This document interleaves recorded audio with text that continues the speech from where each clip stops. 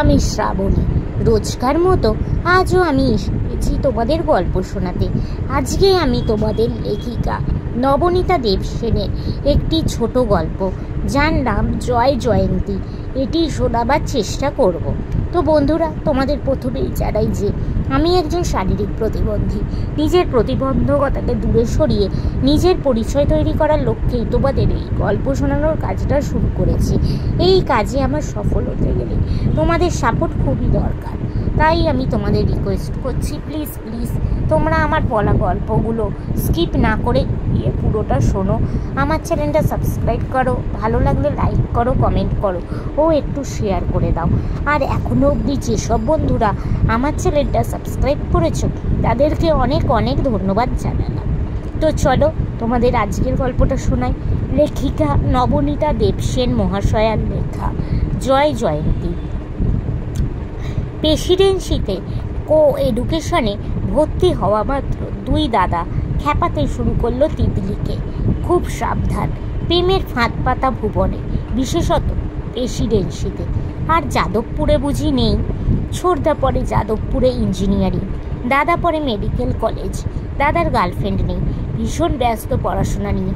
ছোটদার তো ছিল সুমনা, এখনও আছে কি না জানা নেই। যাদবপুরের ব্যাপার তিতলি পেবে পড়বে না মনস্থ করে প্রেসিডেন্সিতে গেছে, কিন্তু দাদাদের খোঁচায় সে অবশেষে পড়েই গেল প্রেমে। বাড়ি ফিরে এসে তার মুখে জয় ছাড়া বুলি নেই।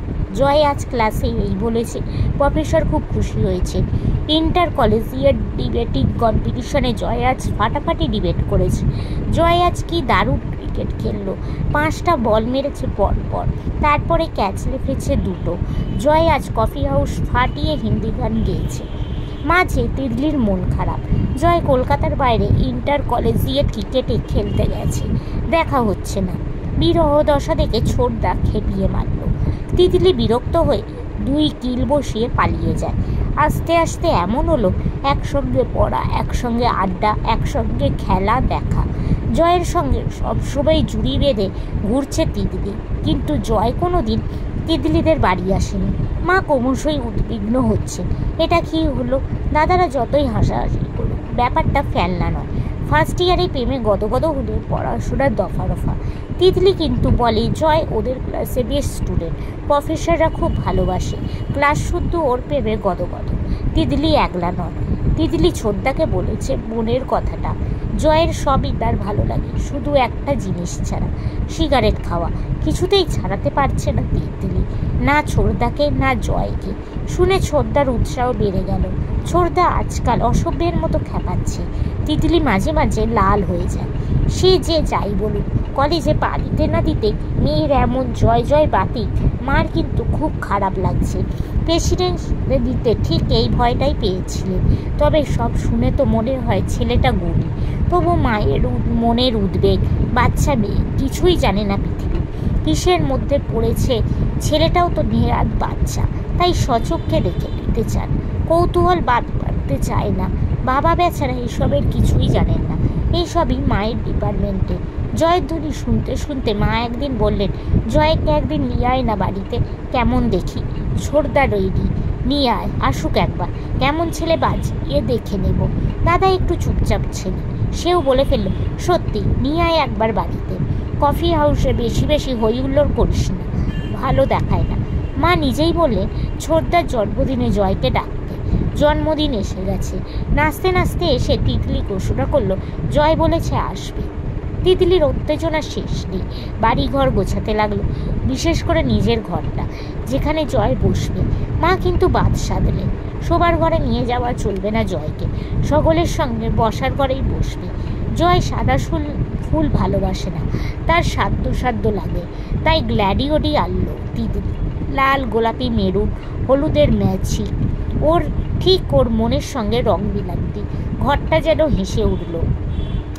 ছোটদা তো খ্যাপাই, দাদাও খ্যাপাতে শুরু করেছে ওর খ্যাপামি দেখে।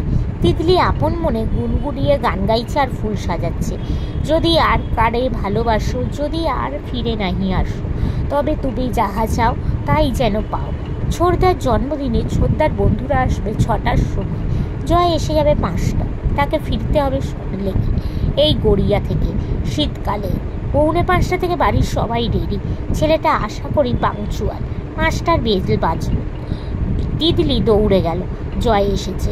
ছোড়দাও গেল গেট খুলতে। আফটার অল অতিথি তো, বাড়ির ছেলেরা না গেলে হয়।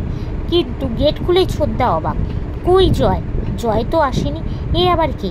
এ তো একটা ঝাগড়া চুলো, জিন্স টি শার্ট পরা স্মার্ট মতন মিষ্টি মেয়ে এসেছে। জয় কই? জয় আসেনি। অবাক করে ছোড়দাকে আরও অবাক করে তিতলি ঝাঁপিয়ে পড়ল। ছোড়দা, meet Joy. The great Jayabati Mukherjee, আমার ছোড়দা, যার কথা তোকে বলেছি। হাসি মুখে জয় হাত বাড়িয়ে দিল ছোড়দার থমকে থাকা হাতের দিকে। নমস্কার। তো বন্ধুরা, আজকের এই সুন্দর গল্পটা এখানেই শেষ হলো। তোমাদের যদি ভালো লাগে প্লিজ লাইক করো, আমার চ্যানেলটা সাবস্ক্রাইব করো ও শেয়ার করো। আজকের মতো আমি চললাম। আবার আমি কাল চেষ্টা করব তোমাদের অন্য কোনো ছোট গল্প শোনাতে। আজকের মতো টাটা।